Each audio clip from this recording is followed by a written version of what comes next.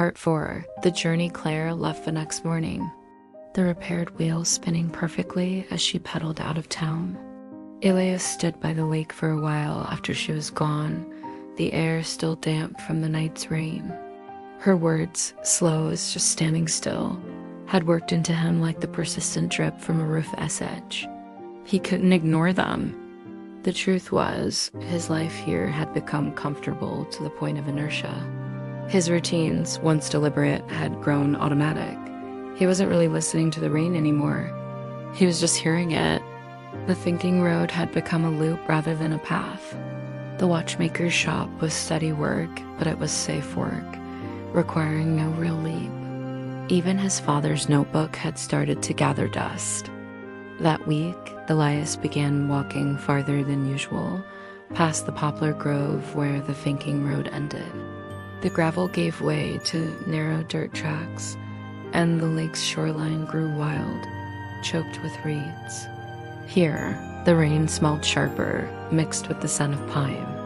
He found himself pausing often to watch a heron lift into the air with slow, deliberate beats of its wings, to notice the way the wind combed the water into narrow silver streaks. One afternoon, he took the notebook with him and stopped at an old boathouse half collapsed under moss. Inside, the air was thick with the smell of wet wood. He opened to a page where his father had sketched a chair, annotated with notes about the patient bending of steam-softened ash. On the facing page, in smaller handwriting, was a line Elias had never noticed. When you work with living material, you have to let it teach you how to move. He began to experiment. Using the tools he had brought from his father's shop, he started crafting small objects from driftwood and discarded boards. Nothing elaborate. Just spoons, picture frames, the occasional box. It was messy work at first, splinters and stubborn knots, but the tactile learning hooked him. He felt the same focus he used to have as a child when assembling model ships. The absorption in something that wasn't about productivity or deadlines. The shift was subtle but real. He woke earlier, drawn to see how the light looked over the lake before the rest of the town stirred.